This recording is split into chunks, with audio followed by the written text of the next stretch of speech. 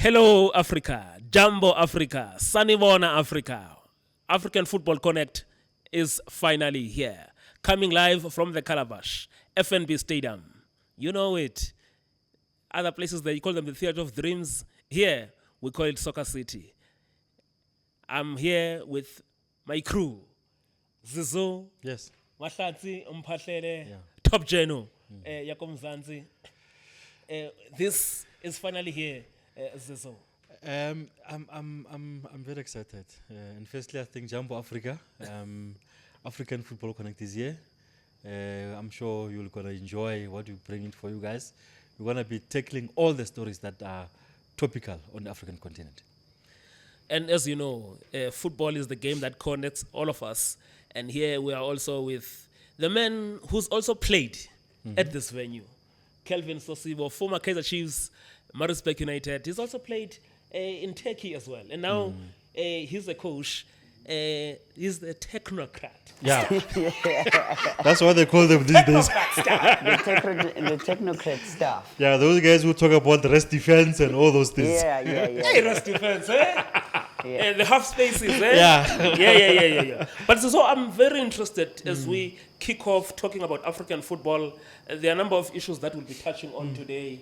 Benni McCathy announced and also unveiled in Kenya earlier this week. But also we'll be looking at the CAF Broadcast Academy that was launched just recently here in South Africa. And also the CAF elections, they are happening on the 12th of March. We are going to look deeply into that one, the technocrat stuff, tactical analysis here with Calvin Sosibo. And also we go to Belgium. Yeah. Very interesting. Shandre Campbell. Shandre Campbell. Champions League stuff. And no. We'll not just be discussing Shandre here. We'll go to Belgium. Yeah. And get some comments from a credible voice at that side. And also we'll discuss something very important. So the point that you want to touch on today. Yeah, I guess maybe top of the stories will be Benni McCathy being unveiled as the coach of Kenya.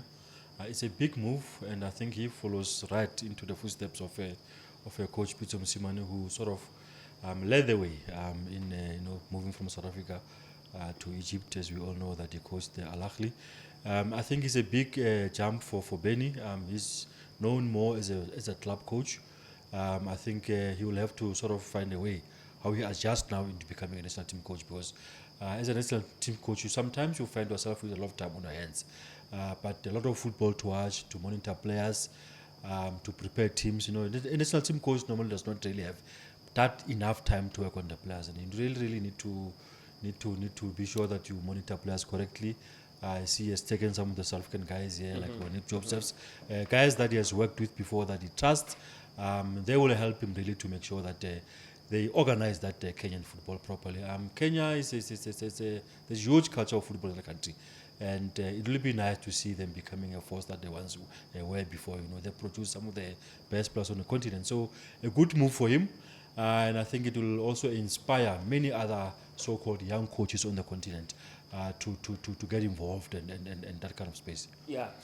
Do you also think that the fact that in terms of responsibility now, or maybe in terms of targets, the fact that, Kenya already they are out of qualification for 2025. They've missed out on 2025. They haven't been to the AFCON since 2019. I think I watched them when I was in Egypt in 2019, where we finished in the quarterfinals.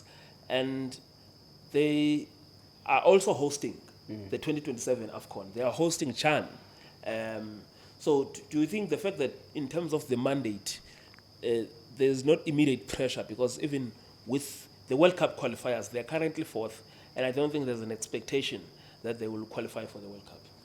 Jambo Africa first. I think for Benni, it's for him to rebuild the squad. And again, we can never ever say that a national team is not under pressure because you're representing the whole nation. So looking at things, remember, in the national team, a team needs to be built and then it needs to expire. So in between the dynamics, so what he needs to try and find now, try to source out players, get the profiling of the players, ensure that they are the right fit in terms of the philosophy, firstly, that will bring to the club, into the national team. Because it's important to get ready players that are going to be performing. So there's no time that you're going to say, we're trying that. But this window will allow him to acclimatize to the culture, to acclimatize to the people, to acclimatize in terms of how frantic they are, in terms of demanding results, because national team is always about demands. So for a coach like Benni McCathy, I would say he's prepared for this. He's been at the highest level. Manchester United is not a small club. So going to a national team in Kenya also give him that respect, because he's played the game, he's been there, he's done everything this game had to offer. So for him, it's just to grow his profile. And like we've mentioned now, that it's a good window and a marketing for us as South Africans, that we have a Peter Musimani, we've got a Fadlu Davids, now we've got Benni McCathy that is on the other end. So also aspiring coaches also have an avenue now. These coaches, if these coaches are doing well, then we've got a pool of coaches that we can actually start monitoring or pushing them out. I was listening to an interview that FKF, Football Federation in Kenya, had done. So, but before we go to this comment, I just want to link to this comment that Benni made, because he was asked a question about how important is the government support. So I just want us to link to this and hear him talking passionately about this. I think to support the backing, the new regime, the new federation that's came into, new president, new deputy president, and now with the appointment of myself and my coaching team, that, you know, the government wants to see a good pathway forward. So hopefully if we can have support to the national team, but I think also it's fundamental that the support goes to the Kenyan league, the national league, because if we better the national league, the Kenyan league, the local teams, I think it will only give the national team a bigger platform. So I think we need to, because sport unite people. You know, politics is politics and all that going on, but only through sport you find that people find common peace and common love for humanity. And I think, so if the government support the sporting structures of Kenya, and I think, we've got a big chance to do that. So, as you can hear him there, so asking the government, pleading with the government to support, especially when it comes to infrastructure. This is a country that has not hosted a game at home or complying with CAF and FIFA venue compliance manuals for 4 years. He wanted to watch a game featuring top teams. And there's no venue. I guess it's one of the things which generally it's a sticking point on the continent. I mean, I remember Namibia qualified for AFCON in Johannesburg. Can you imagine the excitement of Namibians if Namibia had achieved that thing at home? It's something which I think respective countries need to sort out. Teams must play at home. And, do you think when Namibia qualified for the last AFCON, they kind of like, I must qualify. Can you just imagine if they were in Windhoek? Instead of a full stadium. The excitement. The excitement of the people at home. You need to qualify for AFCON at home. You know, I understand sometimes you may be playing away and that kind of thing, but it adds more if the team is playing at home in front of their own supporters. The occasion still remains significant of qualifying for AFCON. But if that match was not in Johannesburg, was back home, I'm sure the streets around the stadium will be full, people are happy. So those things need to happen. And going forward, I think countries must somehow find a way that part of the monies that are available in the country, some must go to infrastructure development, building up of stadiums, and also, if you speak to players sometimes, there is this level of uncomfortability of, you are used to playing football on grass, then suddenly you are going to some place somewhere on the continent, you are playing on artificial. I was discussing a very important point and how Themba Zwane also got his injury. the Achilles that has taken him out. It was in Congo. It was in Congo, yeah. And On if you an look at the artificial surface pitch, yes. that took him out there, Yeah. you know. So those things really need to be. I understand that on a continent, countries have got a lot of things to deal with Correct. in terms of socio-economic stuff that the governments are faced with. But if you also somehow find money, find budgets to improve sporting infrastructure, it can go a long way, because you will never know. A country can produce a next Messi, because government invested in infrastructure. So that's one of the key things that I think countries must take care of. But once again, I think also in that point, we have to look at it in terms of what football does in the country, because it attracts tourists, because that's the only time where we actually get to see how that country is. Sports tourism, yeah. Sport tourism actually plays a significant factor. So now if they can improve and then have budget in terms of those spaces, it will be easy for me to say tomorrow I want to go to Namibia as well. Like how you can see South Africa now, how the league is actually packaged. So it's easier for someone to say, that South African league, I would like one day to actually to visit there. Not so long ago, we had a concert here, and a lot of people that when Chris Brown was here now are trying to come to this country. So the same could be done in football. Definitely. But just to wrap up on this matter, Sauce, in terms of exporting, Zizo touched on it earlier on. We've exported Coach Pitso, and he went on to win, I think, 2 Champions League titles with Al Ahly. He's the most successful African coach when it comes to club football. Right. Because Manuel Jose is a Portuguese coach. But we have Rulani in Morocco. Yes. There's Coach Fadlu at Simba. There's also Coach Morena, who will become the first South African coach to coach another country at the AFCON later this year in Morocco. What does this mean now about the coaching credentials of South African coaches? And most importantly, how important was Coach Benni also taking along his team of Vasily Monisakis, Pilela Maposa, the analyst, and also goalkeeper coach Munib Josephs? I think it's important for us to understand that, as Mr. Mahlatse has pointed out, that you need to bring your trusted team wherever that you go. So then you get a better relationship with them.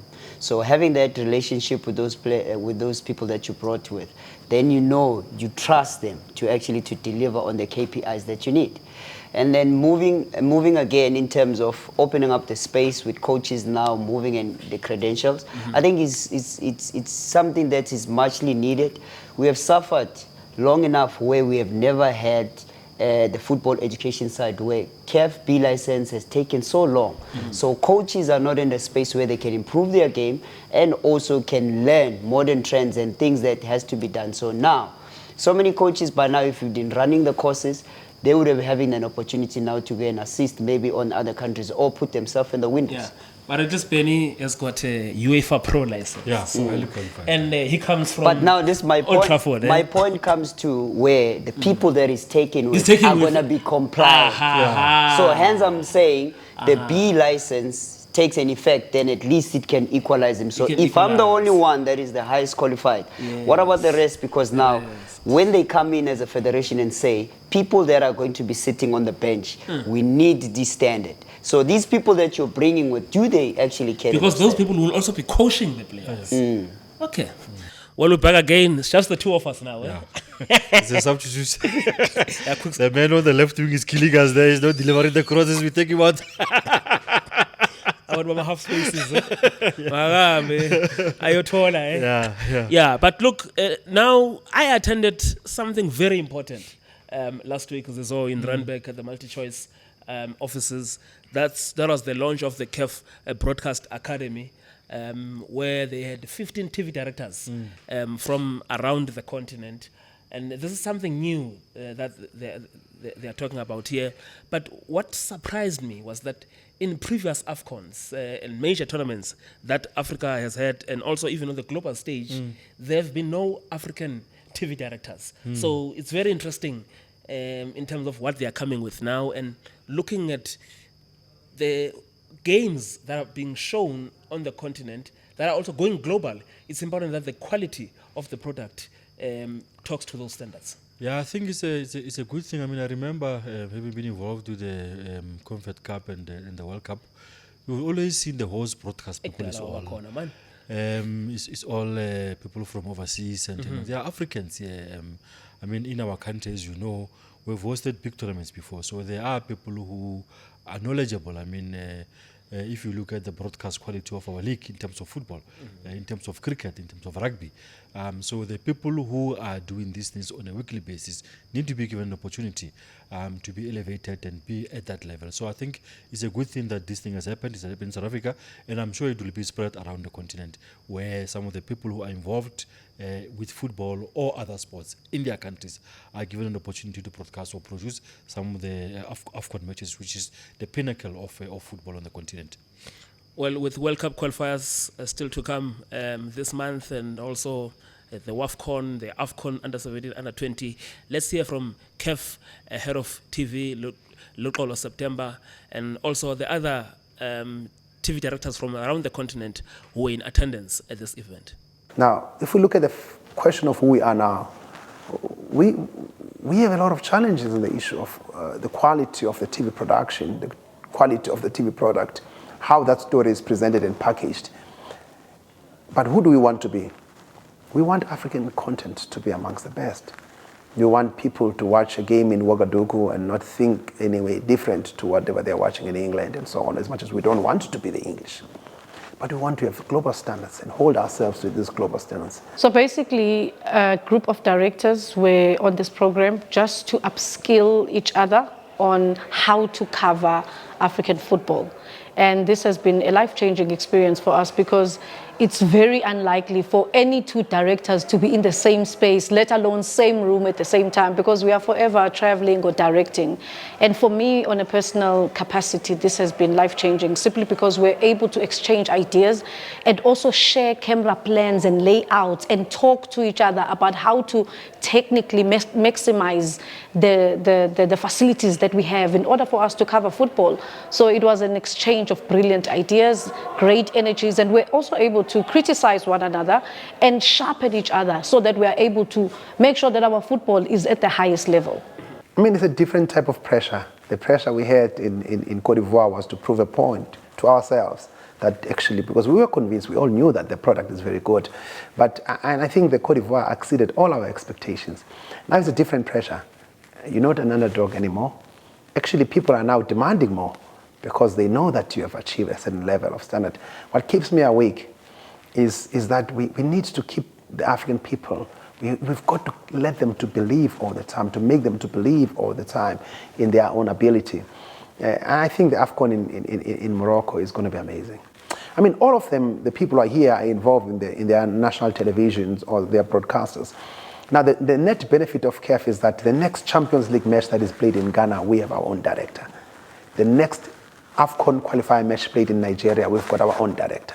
The next AFCON match or the Champions League match that is played in Tanzania, we have our own director with our own DNA. The DNA of the product is going to be the same. We're no longer guessing who's supposed to be there. It ensures that there is a bit of more control in the quality of the production, and there is a little bit of uniformity in how we implement standards. We all want to be the best. Well, this is a gradual process. Yeah, it's a gradual process. We learn every single time. Every game has its own situation, but our target is always to do the best. You do a league, then you go to the continental games. So you spread as much as you can so that you can be the best. So we all set ourselves for CHAN.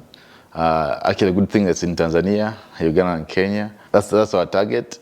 Then maybe AFCON, if God wishes, you can also do it. It will be our own. This is an African thing now. So I think these are very important points that are coming from these TV directors, especially Nono there, talking about that they were also looking at each other's mistakes and how they can rectify them, because we see a lot of this. A game produced in South Africa sometimes is different to a game produced in other countries in West Africa, but also you can see the improvement with Azam TV in East Africa.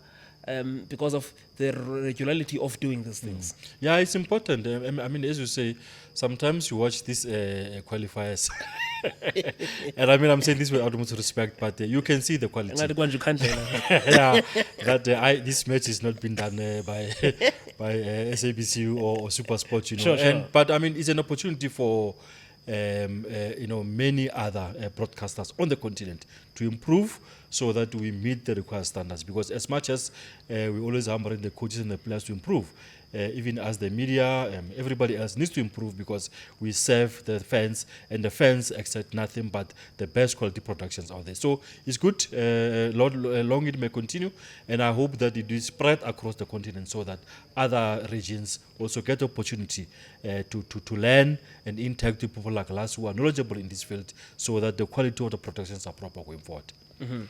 Very interesting, for sure. In fact, one of the people that we'll be hearing from on this Zizo, and I just want to go briefly to him in Belgium. Tanou Diallo is a CAF media expert, but also he works very closely on these issues because he's been to different AFCONs, different CHAN tournaments, and I'm interested to hear, Tanou, how do you receive this? No, this is a big move, you know, and this is good. I saw a crew, from Kenya or South Africa during CHAN 2022 in Algeria. So these guys, they were part of the group who has done the CHAN. So when I see this now, because when we say that, then they will say that we are racist, you know, when we say Europeans are coming to do. But good that we do it in Africa, because we have everything needed in Africa to do it. So we have to train our own people to do these things. We don't need people from outside, because here in Europe, they will never call us to say, guys, come and do this for us. They will never do it. So we have to learn how to do these things. And I know that we have qualified Africans that can do these things. We have just to give them the opportunity to do it, you know? Because sometimes when I watch CAF Confederation Cup or CAF Champions League, I'm very disappointed in the product. You know, it is not a good product. It's not a quality product. You can't sell that. So if we can have people that can do these things in a professional way, I think we have to do it, because we need to do it. We cannot keep on relying on other people's competence.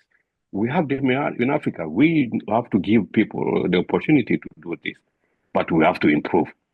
It's not because we are Africans. It's not because you are an African that I'm going to give you a job if you cannot do it the way I want it to be done. Well, thank you, Tanou. But now, we're back again, but this time we focus on the CAF elections. They are happening in Cairo, so just next week. Very interesting, this one. We'll go to the FIFA Council. That's where the big tussle is. There are only 6 spots to go for. Well, maybe the women's side kind of decided how it's going to go about.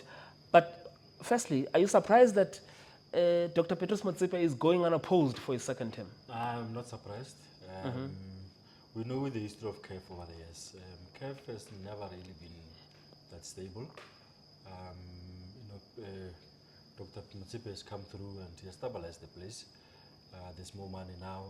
Every time he's increasing the prize money, the clubs are making more money. Hopefully, it filters down to the players. There is more stability in the organization. There's more respectability. The supporters are coming through. I guess also it talks to the nature of how Mr. Motsepe operates. He's a very, very serious man. He takes things very seriously. He expects the best from the people that works with him, and that's why there's a different culture around CAF, and it's good for the game. The interesting thing now is that what's going to happen the day he leaves. I hope in this next 5 years of his last term, he really grooms somebody of his caliber who can take over. But for now, I think CAF is in a good space, and Obviously it's no surprise that it's going uncontested, but the meat of these elections is for the NEC, where we want to see who are the people that are going to be working with. And there are a lot of And it's interesting, everyone wants to go to Zurich now and be part of that 37-member strong FIFA Council. I can tell you now that the bonuses are also looking very good there. And I can also tell you that Dr. Petrus Motsepe doesn't take any bonuses from FIFA. He doesn't take any bonuses from CAF. He throws that money back to CAF for the women's football and also for staff salaries. Over and above that, he takes money from his family and put it back into football. That school's championship program that is running. That thing, a lot of people are not paying too much attention to. I can tell you now, in the next coming years, a star or two will come up who have played in the tournament. You need to put the resources into schools football because that's where the young people are, and that's where the future lies. So it's 100%. It's a very good project. He's not a careerist, somebody who comes here to try and make as much money as possible. He's actually doing the opposite of putting money into African football. Earlier on, you mentioned something about the money that he's brought to CAF. And I want us to listen to Lukolo September, the head of TV at CAF and also acting director of communications, when he talks about what to expect from this Congress. Well, I think that, you see, we are going to vote for 6 to represent Africa in FIFA. And we have 9 or 10 candidates. So there's greater interest.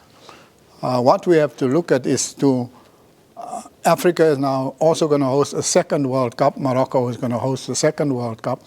And therefore we have to take into account where are the people and who are the people that can consolidate and strengthen that overall drive for the African continent on the global stage. Unlike in the past, each candidate has gone around the country. You see them coming to South Africa, going around campaigning. So this is a real election. But we will look at what is the greater interest of Africa. How do we strengthen the success that we've achieved? Patrice Motsepe, the president of CAF, has done tremendously well. He's going to be standing again. I think he's unopposed. And we need to find a team to work with him, to put around him, to ensure there is continued progress of African football. First, progress, unity, single-mindedness, which doesn't necessarily mean we agree on everything. I think this Congress is so important in the financial and commercial fortunes of African football. There is an exciting project the president hinted on in Ethiopia, and I think I believe it's going to be unpacked by him in the next Congress, which is almost setting the vision and the tone of where we're going. The global community is changing a lot. The people who were previously donors are now putting conditions to all their donations, right, in the world, globally. And maybe it's a wake-up call for everyone to think about how do they sustain themselves. And now, what Lux has just said talks back to the last Congress that was in Addis Ababa, where they were talking more about the money that member associations will be receiving. And, they can't wait to go to the Congress. Well, whenever money is mentioned, there's always stuff. I hope that the member association, as you say, who are going to receive those monies, really look after the money. And use it effectively. Use it properly. The money must filter down through to development structures. We always talk about this thing that on the continent, development is not being taken care of. And most of the countries also, maybe they must use part of that money to develop infrastructure. Earlier on in the show, we spoke about how sad it is seeing teams playing home matches away from home. So those are the things that need to be taken care of. And I think maybe, in a way, the president must make it mandatory for part of the money that they are going to get as part of the grants from CAF is to ensure that they look after the infrastructure in their countries. It's very important because that's very key for the development of our football on the continent. Yeah. But so the most important point now when it comes to these elections has centered around the FIFA Council. When you look at the slots that are available, Dr. Petrus Motsepe, by virtue of being the CAF president, he assumes the position of being a vice president at FIFA and sits in the FIFA Council. So he leaves 6 other positions. The other positions are contested by women, Kanizat Ibrahim and from Comoros.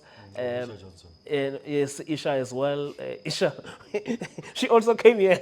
She was here in the country. She was here in the country. Yes, and also Pinnick was just here also Pinnick from was Nigeria. also here.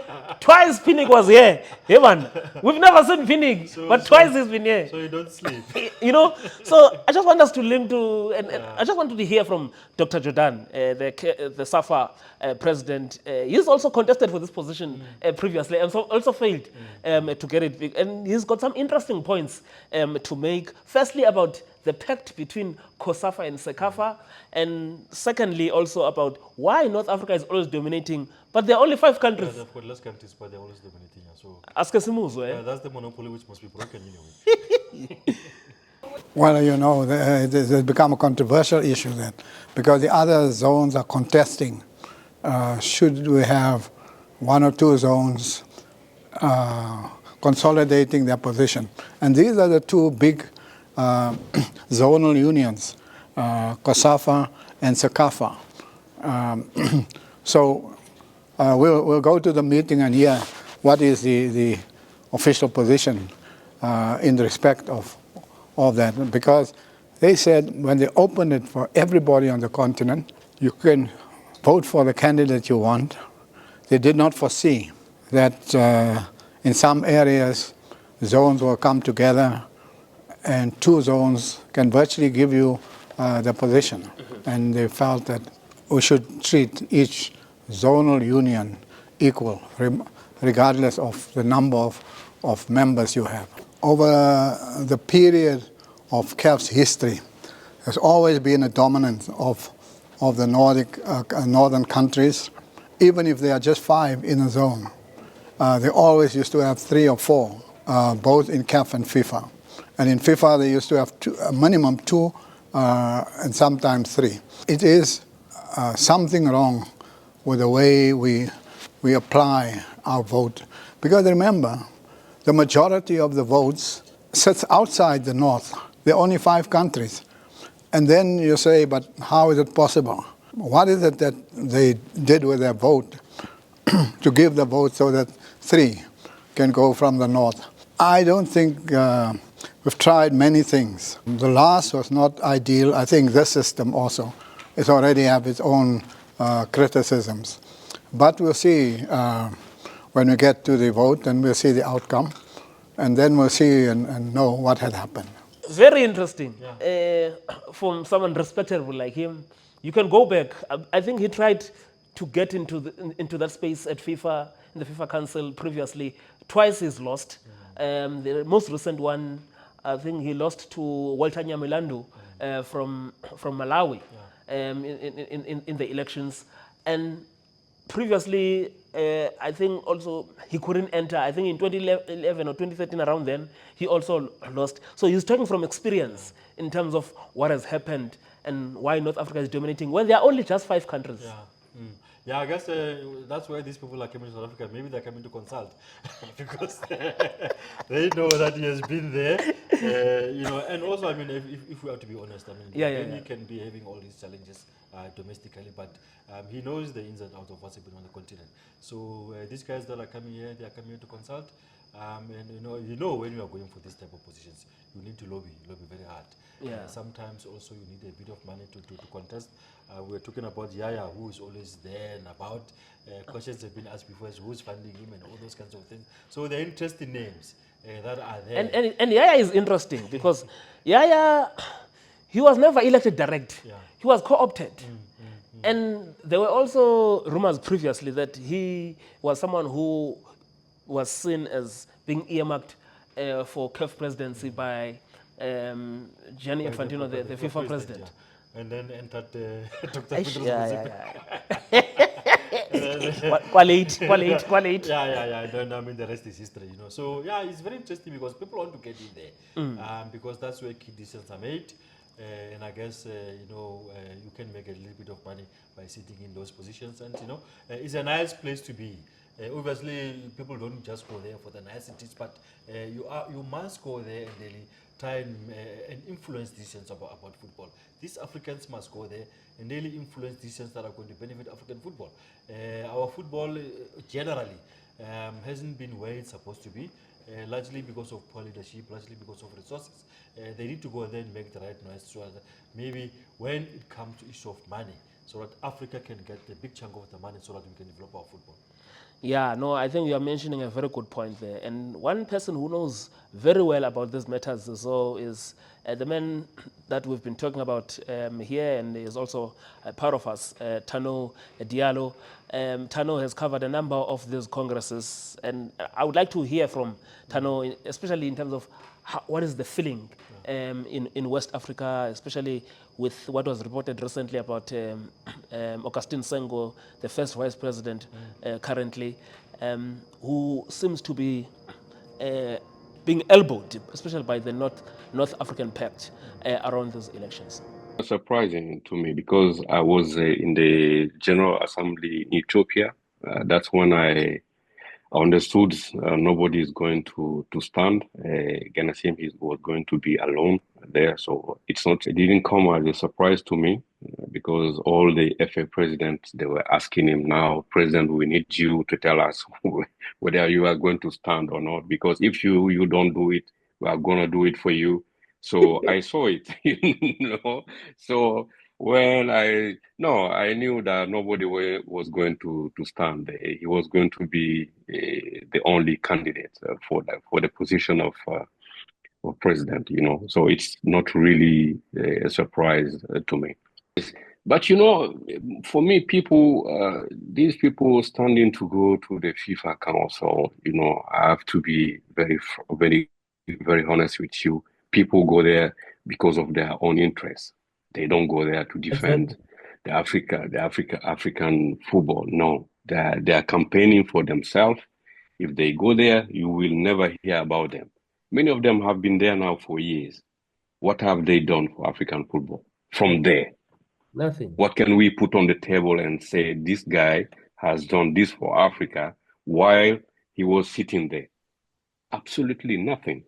We have got many guys who have been sitting at the FIFA Council for many years. Mm-hmm. They haven't done nothing good for Africa. And you see the way they are campaigning this time around again. So it's a big fight, And me, what I don't like is that FIFA is involved in the campaign. Exactly. So FA presidents are not going to vote freely for the candidate they want. They will tell them for who to vote. And this is not in the interest of African football. Why we cannot do why we accept these people to interfere in our elections? I don't understand that. They make promises to them that they will never fulfill. Never. So vote for this guy, we will do this for you. They will never do it. When I see them sitting in the top meetings of CAF, I'm very disappointed. We don't have to approve that. We don't need them to sit there. They know everything what is going on inside our confederation. They know everything. There's no secret for them. In UEFA, they will never allow them to do that. Why we are allowing them to do that in Africa? This is not normal, So see now these FIFA elections. They are telling us in South Africa, the Aburida is going to be elected, and Lecture is going to be elected. Yahya from Mauritania is going to take one position. So we have 3 positions. And now the other position, remember you have got the CAF first vice president, Senghor. Senghor is a candidate, CAF first vice president, and you have got this guy from Cote d'Ivoire, Idris. You have got the Deshakus. Benin, you have got Pele from Niger, you have got Pinnick. So those are the candidates from West Africa, just for one position. Kamanga is there, Waberi is there. So how are you going to fix that? Leading to these elections, CAF did away with the language and also the geographical, in terms of saying there must be English. So many candidates from the English who are going to the FIFA Council, and maybe also in terms of geographic, you have COSAFA even represented. The feeling has always been that the moment they do that, they are giving away their power, the opportunity to serve there. But now you have CECAFA and also COSAFA having formed this pact, that there's Waberi here from CECAFA, and also there's Andrew Kamanga from Zambia. But you listened to Dr. Jordan. It doesn't look like this pact of CECAFA and COSAFA is strong. And you've seen these elections before, where you talk about these things, there's a pact, but amadoda ambovota pa. Things are different. Yeah, it's always very difficult. You are right. I mean, you really have to lobby. Yes. Some of the things look like this, and then the night before the elections, everything changes. Sometimes the behind the scenes wheeling and dealing, that's what happens in these kinds of situations. And it's not surprising that maybe CECAFA and COSAFA have gone the way they've gone now. Maybe they believe that they will have more numbers if they club together, so that the interests are served when it goes out there.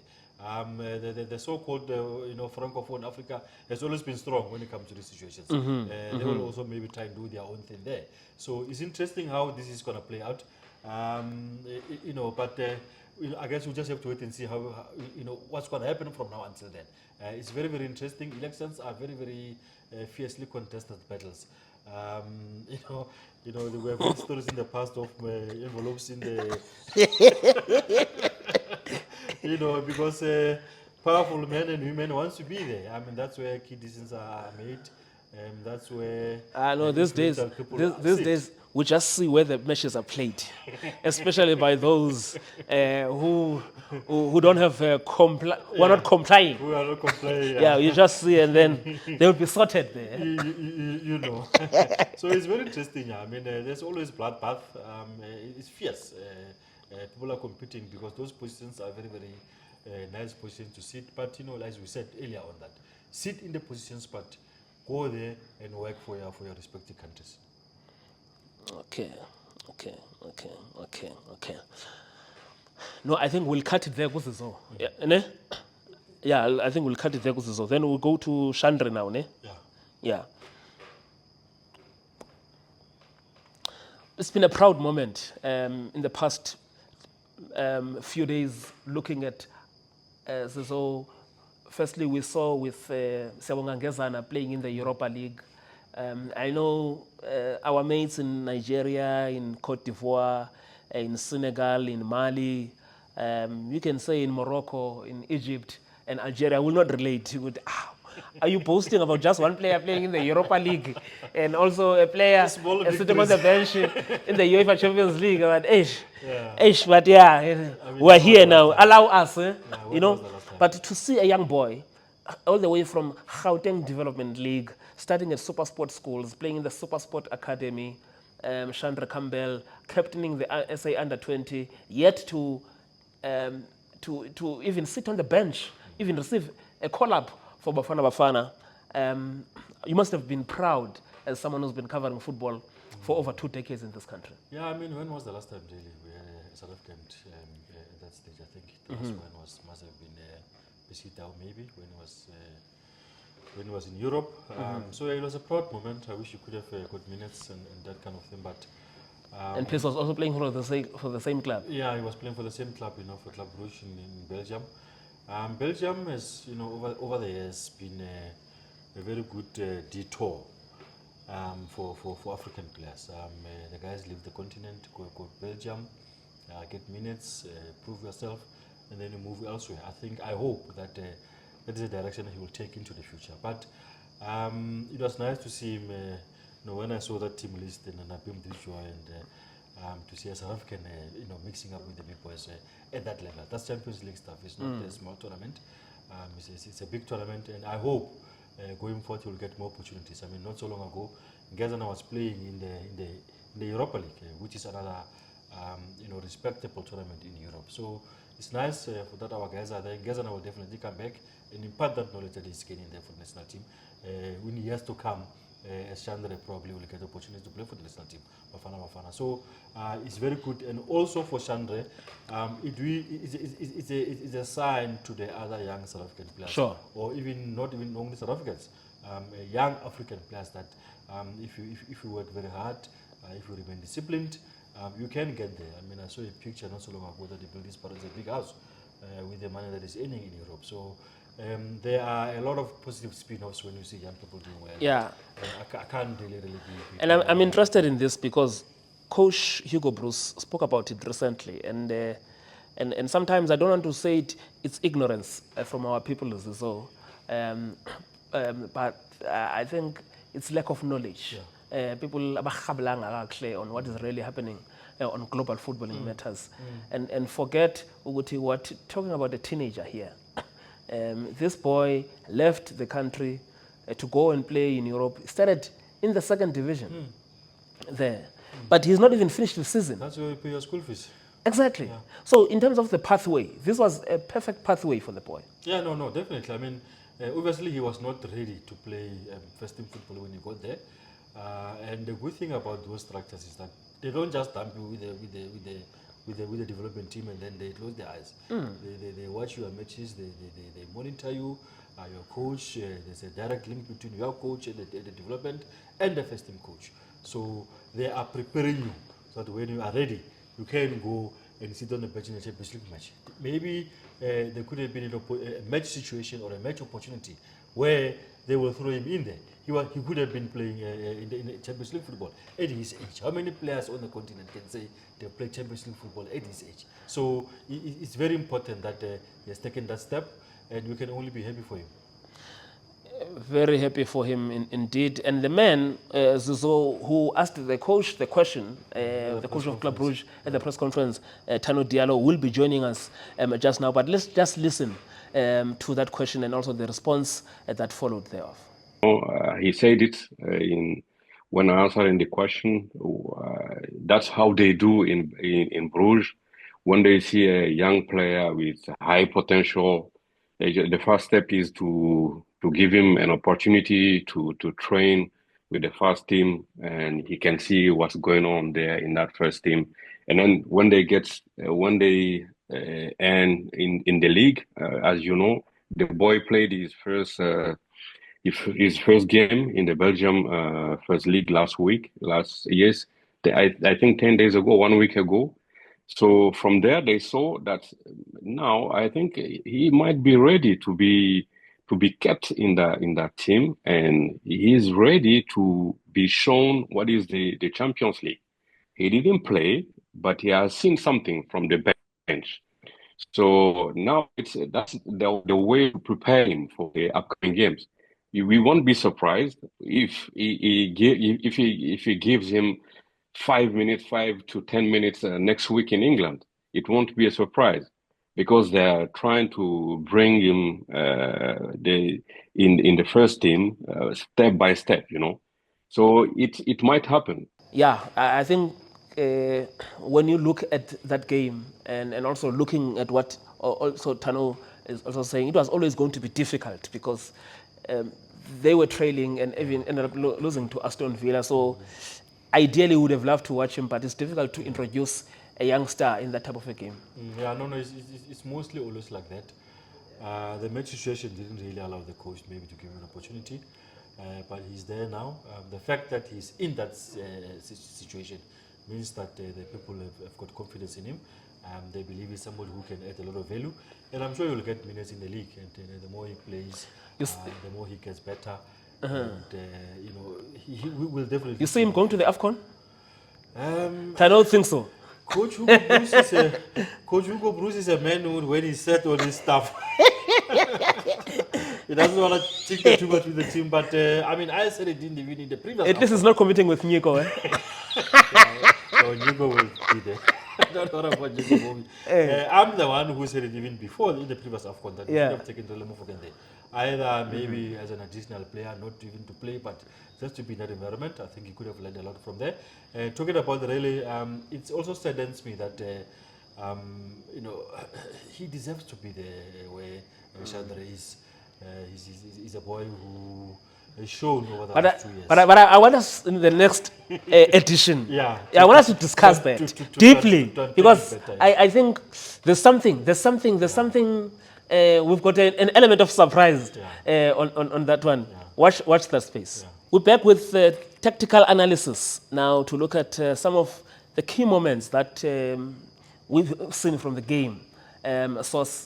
What are the first impressive moments that you are looking to start with? Well, I want to look at in terms of, with the comparison first, look at in terms of how Cardoso has been setting up the team and also how Rulani had his team. Looking at both coaches, different playing style. But also Coach Mangoba, because he also took over from Coach Mangoba. True. Yeah, but let's look at who actually had the building blocks in terms of introducing the modern style of play, the patient, the shoeshine piano. How did we arrive into that? Who has actually revived the shoeshine and piano? Which we're looking at Rulani, and we're looking at the Sundowns currently that is playing, that's just played a draw.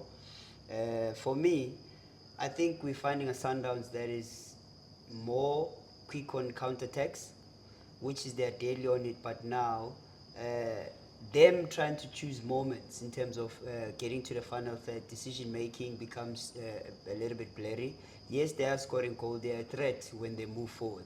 But when we look at in terms of when Rulani was there, a different kind of breed, more patient, which is with Rulani you had more in terms of relationism, proximity, and also you had freedom to express yourself. If a team is locking you up, then you can always try to unsettle them on the side. So whereby you have to play within outside the structure. If a team is compact, you play outside, you play around the structure. Now you're finding a Sundowns that whenever now they are trailing or they're chasing the game, they start introducing a different way or different style where they're having vertical presence. They're starting now to go into in terms of physical quality, which is now they're looking to play on the second ball. We are not used to Sundowns playing on the second ball. However, it's not working when a team that is always going to set up. So when a team actually applies itself into a low block, that means now you have to be dealing with second balls. And Sundowns are good at that in terms of pinning you into your half and then in that counter press. So when you look at them, this also means that when you look at this brand of football Coach Cardoso is playing, it's also a brand of football that is also more geared for CAF Champions League. I doubt. I don't see Sundowns really going highly impressive on the CAF Champions League based on the fact that Sundowns is now known for a ball position orientated team and changing gears. So you feel that they are going to struggle against his former team? Look at the physical quality when you go to Africa. The only people that you have right now who has not fully adjusted to the PSL, which is Salis. So he has not fully adapted into how the coach actually wants them to play, because they're playing more into second balls when things don't go in their way. So you're having a Shaolile that was now starting to understand spaces, getting to the half spaces and then getting in behind. Sundowns is lethal in terms of when a team organizes the structure into compactness, they always go around the structure, which is going wide and using their fullback. So you're saying the dominance will only end here? My answer is yes and no. Yes, in the fact that obviously they are highly dominant, but when you go to Africa, you're looking at a different breed. In Africa, they are well prepared and they are watching Sundowns. Sundowns has put themselves in the standard where they've put them, that now teams are starting to take notes and understand in terms of which are the key points, which are the key moments, who are the players that they need to look out for, and how they build up, how they build out, how they create, and how they finish. I want us to close on the other point that you were talking about. We'll come back and discuss that one next week in the next edition. Yeah. But just briefly, one of the points we wanted to touch on was how big of this moment, especially as an academy coach in South Africa.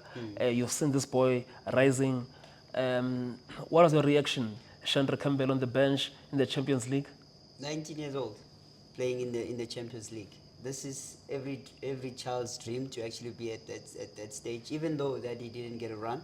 But for him to be part of that setup, somebody that is born and bred in this country, been developed, played through the ranks, and to see him at that high stage, it creates the impression to kids that it's possible, it's doable. From Super Sport, GDL team to first team then is in Europe. So we got a very good pathway in the development structures, and I think if more of this can happen and import more players, because I think we have died down in terms of actually exporting players. The last time we saw that Why though? Just briefly, why? Why are we struggling to export? I think it started with the national team. Less exposure national team, and you got too much bridges in between. You don't have your under 15 that are competing anywhere else, and they don't have a feeder to under 17. You don't have your feeder to under 20. There's too much of a gap in between, and to under 23. And then with under 23, what are we really doing in order to there? I beg to differ on some of these things, but we will be back. Yeah. We'll be back to discuss some of these source because we still have more time in the next coming editions. I feel strongly on this issue because if a pathway of Yaya Toure starts in Estonia before progressing to all these top clubs that he went to, why can't we do the same? Or is maybe the money too? But you have to look at there's too much money. Yes. We There's need too to much. look at the political side and not what's at play, and what are we really doing? If we're not yet getting to club licensing and also getting to the structures whereby we have to understand first, you cannot just pick players without profiling them, or they are not part of these tournaments that are organized by SAFA. Now, 1 or 2 players are an exception. So where's the pipeline of these players? Where are we getting them? And then all of a sudden you wake up tomorrow, you see them playing the national team. But how does it feel to don this jersey in a younger age? So you don't struggle when you get here because you're used to the international standard. So you being used to the international standard at a younger age gives you that comfort and motivation, because it's not be the first time you're facing the Europeans. 100%. Because Shandre Campbell, he's sitting there on that bench. He's just helped South Africa to qualify for under 20 AFCON, So captain now you that agree team. with me now. Now you agree. I said, with this conversation, let's throw it forward. Let's throw it forward because I'm willing to take you on. Yeah. Our last point is really on a sad note, Zizo, because when, as a parent, you allow your child to go and play football, you expect the guardians, which is the officials and the coaches, who will be there, to also act as parents, as big brothers, as big sisters, not for them to be monsters in this case. And recently we've also just learned of the case. This is a case that has been there for a very long time. The Gabonese youth coach Patrick Asamoah, who's been banned for life by FIFA for, it's not alleged now because he's been proven guilty for sexual abuse of players. And this is an old case that has also even implicated people in the CAF Exco previously. Yeah, it's very sad. I mean, as a parent, you just like when you take your kids to school, you want the teachers to look after the kids, not to become the reason for their discomfort, the same thing with sports, or pretty much with anything in life. Older people must look after young people. And for me, I think criminal justice must follow now. These men must go to prison. We can't have people like this roaming the streets, because generally with this type of behavior, people like this continue to do this thing. I think the family, or even the association, or parents, and they must really consider taking criminal, so that these men must go into a formal court of law and be found guilty and be taken to prison, because there is definitely under no circumstances room or space for such behavior in society, in life in general. People have got rights to be free, and this man definitely was. He's a monster, not was. He's a monster, and you can imagine the scars that he has left in the minds of these young people. It's just not acceptable. Kudos to CAF, to FIFA for having acted, but I think it's a slap. It's a slap on the wrist. A much harsher sentence to be taken against this man. It's unacceptable. Yeah, no, it's not. And also, this is one of the reasons why FIFA has also introduced something called safeguarding. So you need to have this safeguarding certificate, or you need to complete that course.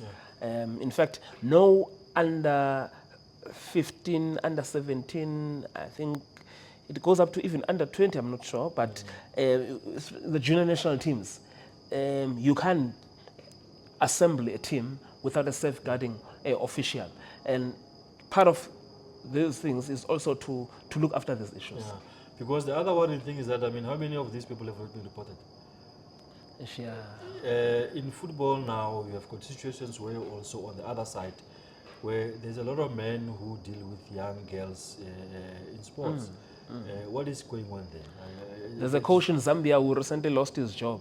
Because of these kinds of things. So we really need to zoom And in he had there. done very well with the polo team. Yeah. So we need to zoom in there. It's another area that needs urgent attention. In as much as now everybody's talking about mental health and all those kinds of things, this is another area where we need to zoom in because, definitely, young kids can go to sports where we encourage them to go, and when they get there, they find people who make their life uncomfortable. It really should not. There is no room or space for this kind of behavior, not anywhere in society. Yeah, no. We say no to this kind of things, especially as we look at building our football. Well, as you can see, this is closed. That means the business of the day is so finito. Shukran. Jumbo Africa. Jumbo Africa. Jumbo Africa. Jumbo Africa, eh? Jumbo Africa. Danke.